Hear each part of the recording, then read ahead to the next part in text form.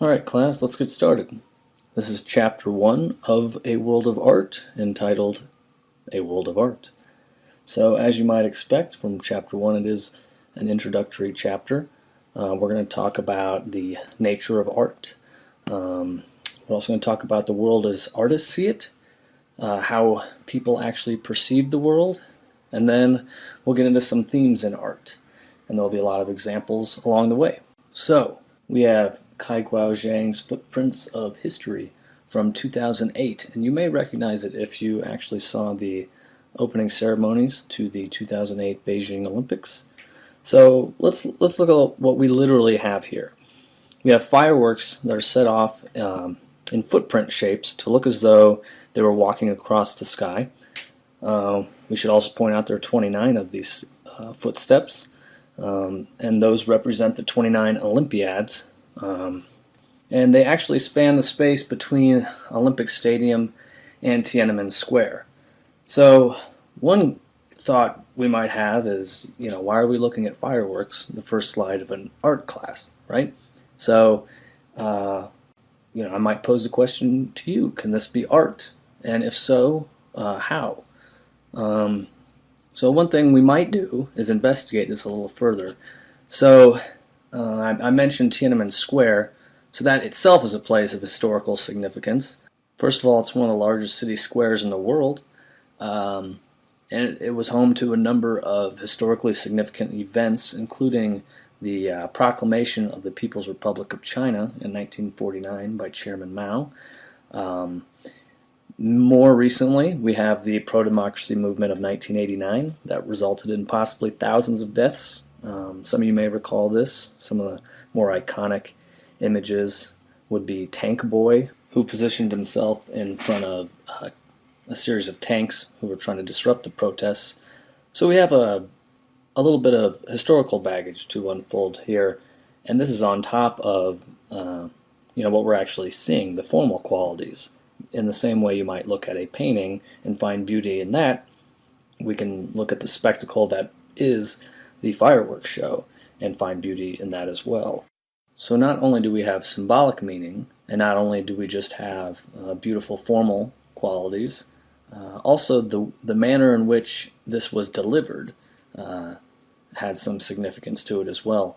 So, as you may be aware, China has a significant pollution issue, and for fear that the event wouldn't be easily perceived on live television, there was actually a pre-recorded minute-long clip that live audiences saw versus the event that took place in front of the spectators in the stadium. So you kind of have this ephemeral event that only the seated spectators saw in the stadium, versus the singular event that was captured on video.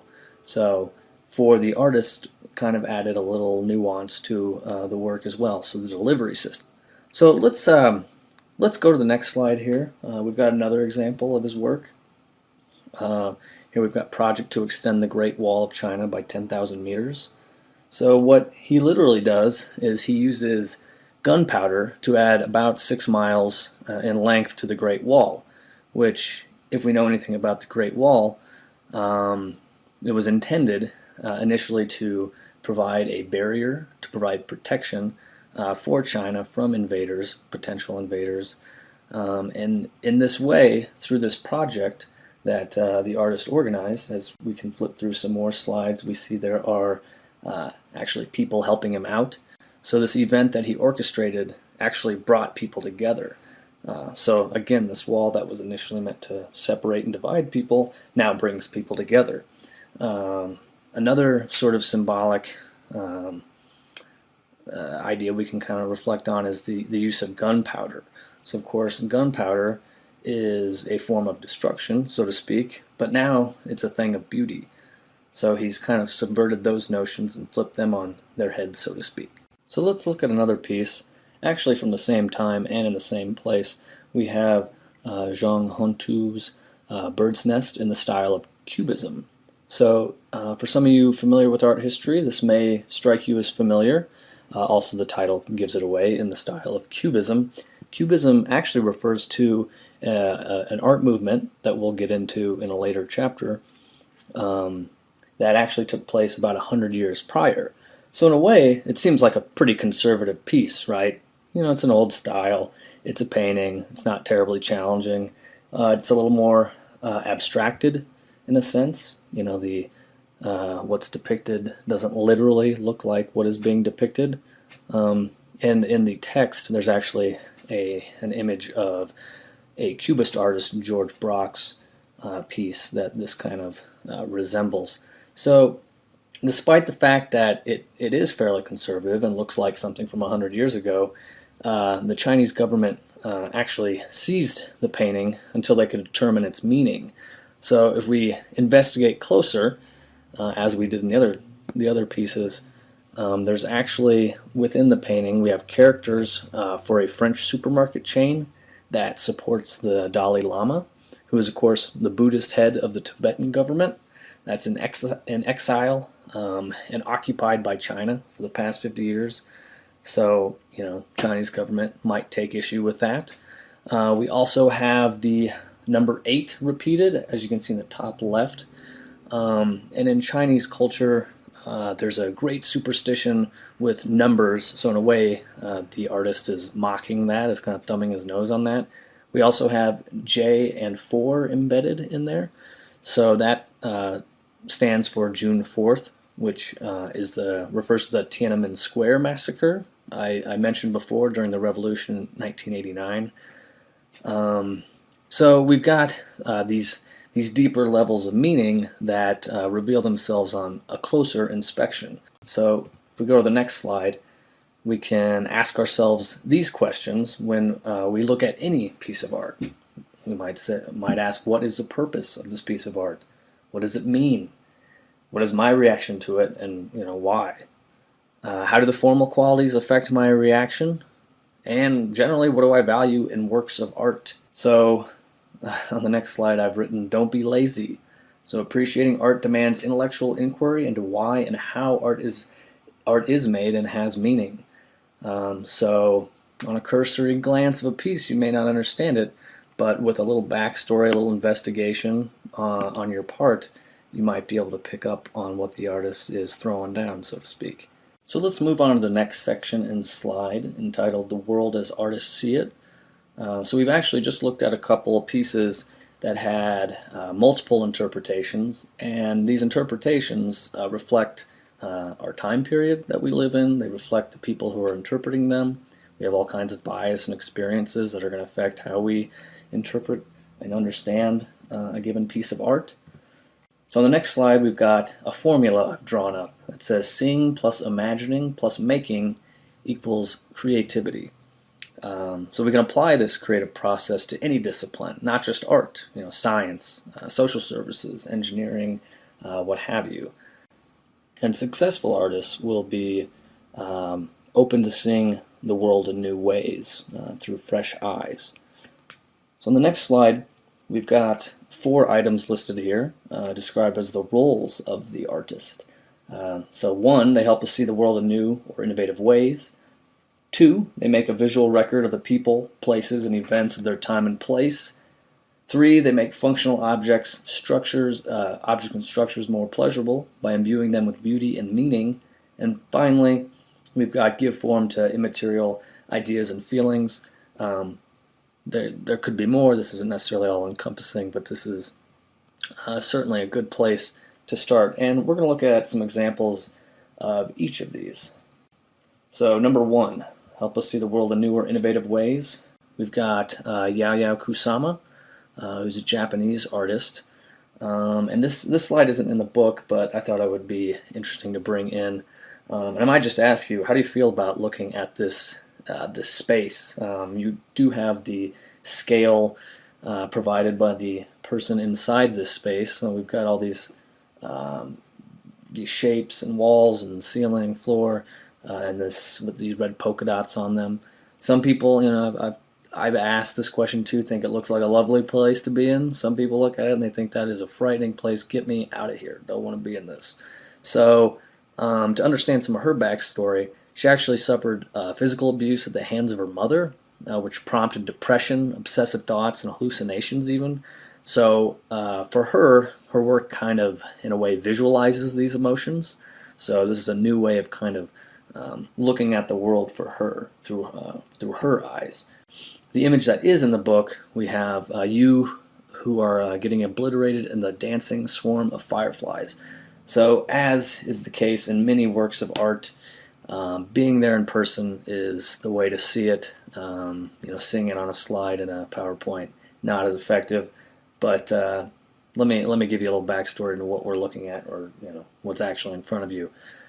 So we have this mirror-covered room, so all the walls mirrors, and we've got these LED lights that are suspended in the air. So we've got these reflections of these floating lights, and I mean, what is it reminiscent of to you? Does it kind of look like the universe in a sense? So this is kind of a way of envisioning the universe and really how small we are in the universe. So it's a way of kind of perceiving the world and the universe, reflecting where we really stand and how infinite and vast it really, or at least how vast it really is. Next slide, we've got make a visual record of the people, places, and events of their time and place.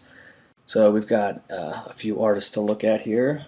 The first, we've got a couple artists who work together collaboratively. We have this piece called Pact. So what this actually is, it's a plaster cast. And these two artists made a lot of these that represented people in their South Bronx neighborhood. So, not exactly the highest end place to live in New York. It's not Manhattan. So although it was somewhat of an impoverished area, kind of brought these people up, gave them dignity in a sense through these plaster casts, which obviously took some time and care to be created. So here we've got some portraiture essentially. On the next slide, we've got Cookie at Tin Pan Alley by Non Golden. And actually, side note, you might notice some plaster casts in the background. Those are actually by the previous artists that we looked at. So this is one photo from a series of photos that sort of captured the essence of these people living in a pre-gentrified Times Square. So when it was still shady and rough, when sex trade, drugs, poverty, and other difficulties dominated more so than they do today. So here we've similar idea, except in the form of photography, capturing the spirit of these people, and it kind of preserves a specific time and place. So portraiture obviously has a long history in art. So continuing on to the next slide. We'll continue on with portraiture in a sense. Here we have Manohar's Jahangir in Darbar from India, and what we've got is this Muslim ruler of India, or in India, who established a school of painting that was open to Islam and Hindu artists as well. And in fact, these artists were encouraged to study Western art, which is notable. So the library that they had contained a lot of illuminated manuscripts, which are basically illustrated works, and there were a lot of different artists represented. This leader did live a luxurious lifestyle, as you might expect, funded by the taxpayer. But he had some progressive ideas on religious tolerance, and even made modest reforms. For example, one of them being no more sacrificing of widowed wives on their husband's grave. So, progress is relative, I suppose. Also, he invited people of many faiths to debate the Muslim scholars in his court. And here we've got his son, Jahangir, who commissioned a portrait that demonstrates his own tolerance and openness to diversity. So here again, capturing a time and place. The style's fairly stiff. You'll note everyone's in profile, and that style contrasts wildly the energetic diversity of racial and ethnic backgrounds of the people actually depicted. But portraiture can also exist in the form of a place, And this is demonstrated on the next slide. We have Claude Monet, I'm sure many of you have heard of before. Um, and it's really of a city that's entering into modernity. So this is Paris near the turn of the 20th century, and we've got a train station that handled 13 million people a year by about the time this was created. And so we've got working class people who move from city to suburbs.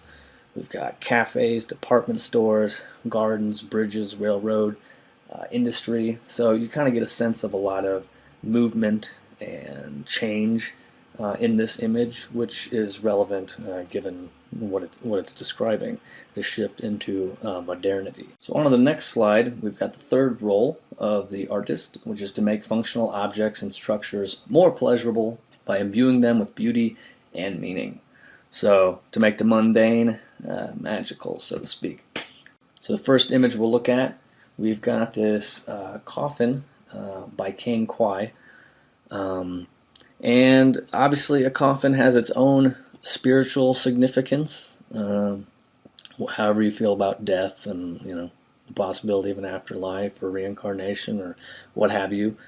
So here, as opposed to simply having a rectangular box, wooden box, now we've got it kind of jazzed up. It's dressed up. It's in the shape of a cocoa pod. I don't know if you've ever seen a coffin in the shape of a cocoa pod, but now you have. But you could also imagine any number of shapes, and these might be significant to a person's life. Maybe it's a fish, maybe it's a boat, maybe it's a Super Nintendo or a Mercedes-Benz. I don't know, whatever floats your boat, so to speak. So here we've got an artist taking a functional object, making it more exciting and relevant. Moving on, we've got this kimono from the Middle Edo period in Japan. And what you should note on this is how embellished it is, and unnecessarily so. I mean, clothing can simply be that. It covers you, protects you, keeps you warm, protects you from the elements. But we can also make it exciting, right? Are you wearing, skinny jeans and a V-neck? Are you wearing cowboy boots and a cowboy hat? Are you wearing, baggy jeans and a looser fitting t-shirt, what have you? It's a sort of a way of expressing yourself personally, and no different here. So this kimono was actually worn by a male performer in a traditional type of theater in Japan at the time called No, spelled N-O-H. And it's made of extravagant and lovely materials, and it's supposed to be just terribly beautiful, and unnecessarily so in a way. But we can take these ideas of beauty and aesthetics and apply them to spaces as well. So for example, I don't know how you decorate your own room. Maybe you've got cool posters on the wall, or a deer head, for example. Maybe you've got a disco ball and black lights. I don't know. But we can consider beauty in our spaces as well. And we want these in public spaces. So one idea toward this end is green architecture, environmental architecture. So a few of these principles include self-sufficiency, so in terms of energy consumption. 2, we've got sustainable building materials, the use of those types of materials. And 3, suitability to the climate and the culture. So on the next slide, we have the Renzo Piano building located in New Caledonia. And it's actually named for a leader of the indigenous people there, who are named the Kanak people, K-A-N-A-K. And it's made of materials that the South Pacific island readily possesses. It also incorporates the look of a lot of the contemporary dwellings there, so it fits in that regard. And it also uses its specific shape to catch the winds and cool the interiors. So it's not just trying to look cool. It also cools the interiors. It's a functional thing as well, no pun intended.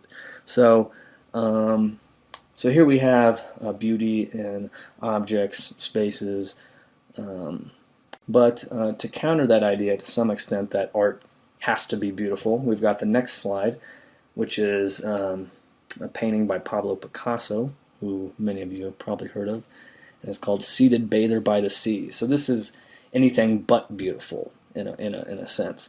So although we see art as a way to experience beauty, many of his portraits of women are anything but beautiful. So we've got the color palette, it's kind of muted and gray, and the woman is kind of horrific, almost demonic or crustaceous looking. And, lest we think Picasso to be a misogynist, this was during a time, a rough patch he was going through with his wife. So, maybe it kind of resembles the decay of their marriage. So, it kind of represented her as the specific portrait as a personal battle between attraction and repulsion. So the work may not be beautiful itself, but the awareness and intellectual curiosity it inspires may be construed as such. The final role of the artist, we've got give form to immaterial ideas and feelings. The first piece we'll look at in this heading, under this heading, is on the next slide. Here we have a Kisi figure by the Congo people of Zaire.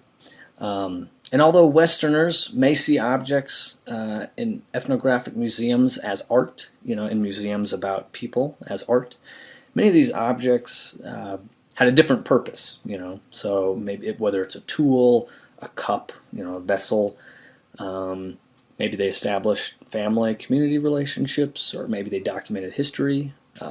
Maybe they were sacred, utilitarian, these pieces. So it's good to keep that in perspective.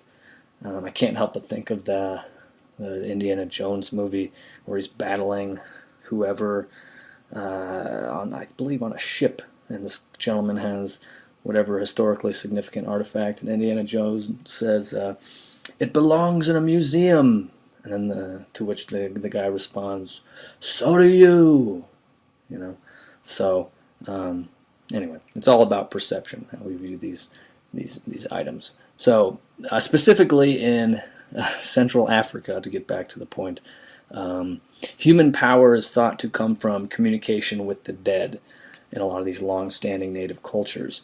And this term, kisi, refers to a spirit or an object a spirit inhabits.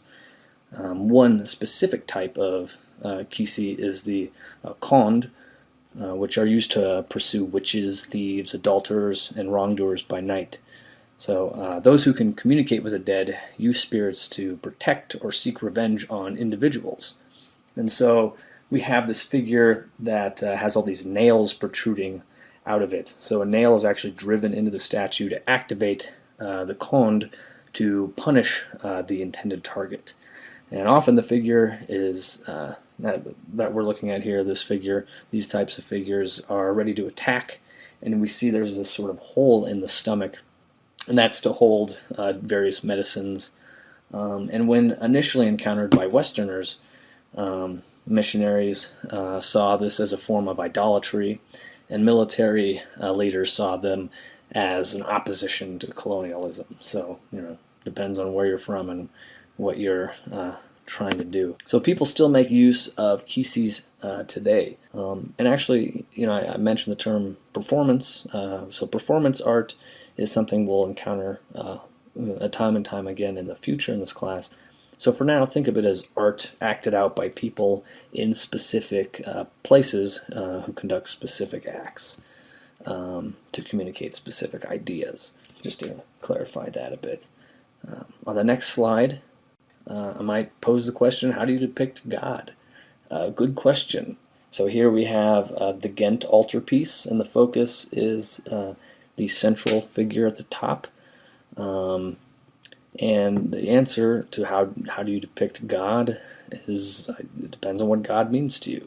Christian God is controversial in his representation, as is Muhammad in Islam. So instead, Jesus is easier to depict because he was a historical figure. If you don't even believe in the religious aspects of Jesus, so Christians claim God is the Word of God in the Bible, and this painting depicts God as a man of earthly riches, fit for an earthly king, yet infinitely merciful and kind. So here we've got another example of giving form to immaterial ideas and feelings. So that concludes the section regarding how artists perceive the world. Let's talk about how we perceive the world, just we in general, people perceive the world. On the next slide, I've got a few items listed here, but understanding is not as simple as seeing. It's both physical and psychological. So not to get too much into science, but let's look at how the physical end works. So number one, there's the reception. So light from stimuli, i.e. stuff you see, enters our eyes. Light enters our eyes. Then there's what we can call extraction. So nerve cells in the retina send information to the visual cortex in the brain. And there, once it's inside the brain, we have inference. So this is the editing that occurs to simplify and make sense of the formal qualities of what we're seeing.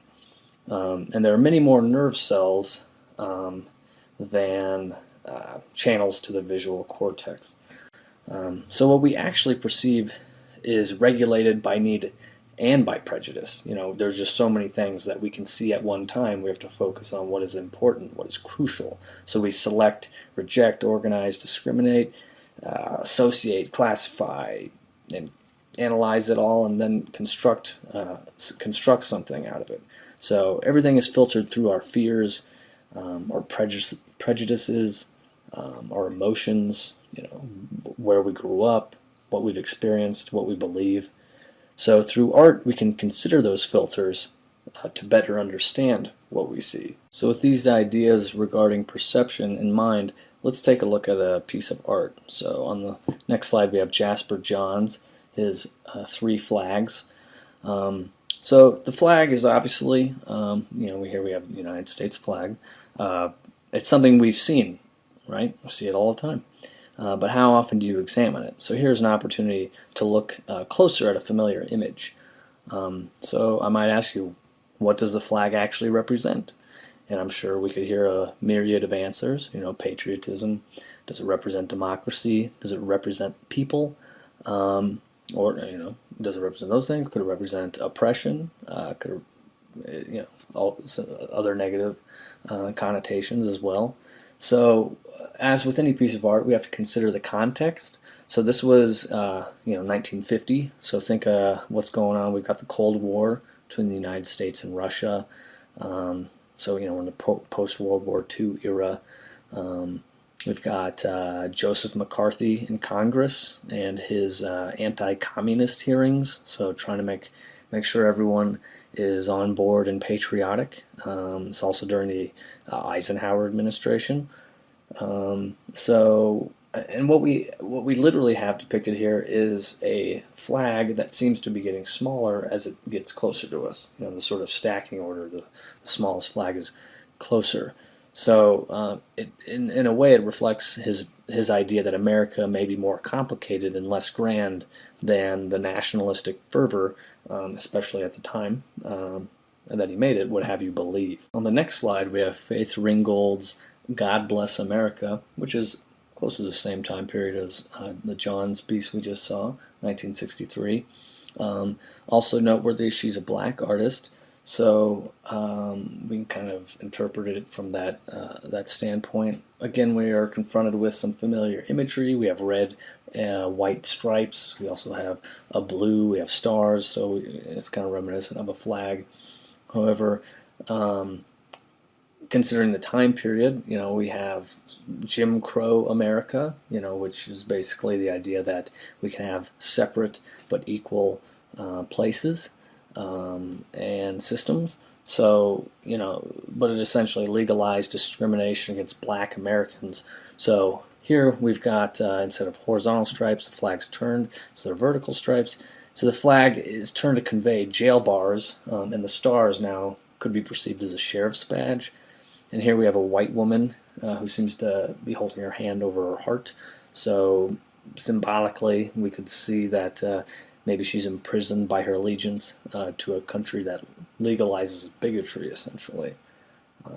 So we can kind of perceive these familiar elements and how they've been altered and construe new meaning. So on to the next section, we have the world as we understand it, thinking thematically. So there are many themes in art. However, this book focuses on 6 major themes, and they are listed here: art, politics, and community, art and spiritual belief, art in the passage of time, art and beauty, art, gender, and identity, art, science, and the environment.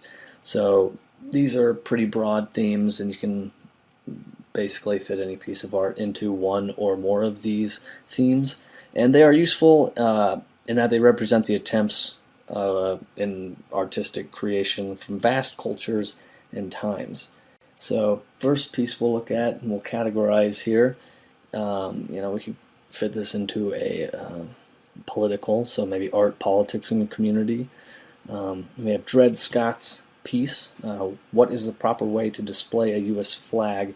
And first and foremost, I must disambiguate Dred Scott, spelled with an A here, contemporary artist, with Dred Scott, the Supreme Court case that didn't grant freedom to a slave and his family, though, difficult not to think of the Supreme Court case.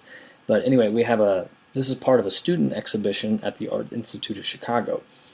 And here we have a flag draped on the floor, which, shocking and challenging, first and foremost. And what you may not be able to see as well is it's in front of a photograph that's on the wall, and there are flag-draped coffins and South Koreans burning American flags. And people were encouraged to write on the ledger to sort of respond to what they were seeing, but in order to do so, they had to actually step on the flag. So here you have this sort of this problem, like, do you respect the symbol of freedom, which is the flag, or do you respect freedom itself by being able to express yourself? So that was the intentional challenging position it put patrons in.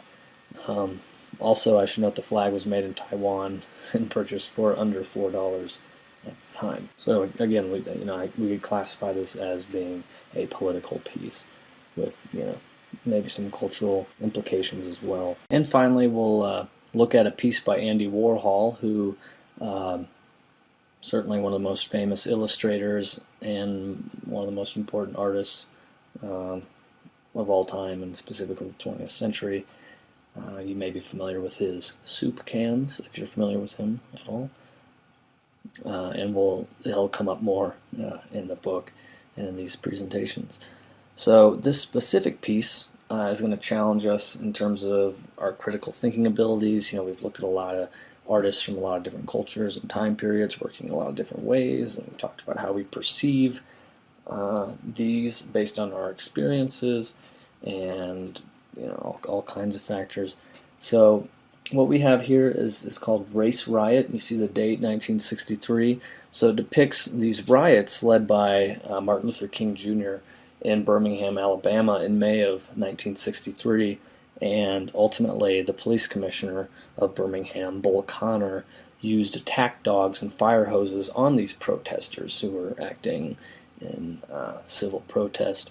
So there are all kinds of questions we can ask ourselves when analyzing this piece, both in terms of its form and its content. So, reflecting on this, we could ask which role the artist is most important in creating this work. Also, we could ask, what do you think Warhol felt about the events? Does he seem critical? How does the use of the color and composition contribute? Obviously we've looked at a few pieces that have dealt with the American flag. We can see connections there. What is the emotional impact of the red panels? What other associations do we have with red? So what is the psychological impact of the piece? How are you affected by it personally? What's your reaction? Can you imagine people of different backgrounds in different places in different time periods having a different reaction? So this is a pretty loaded piece. and we can dissect these or dissect it in all kinds of ways. And I'll kind of let you do that on your own here. So that concludes chapter 1, and we'll move on to chapter 2.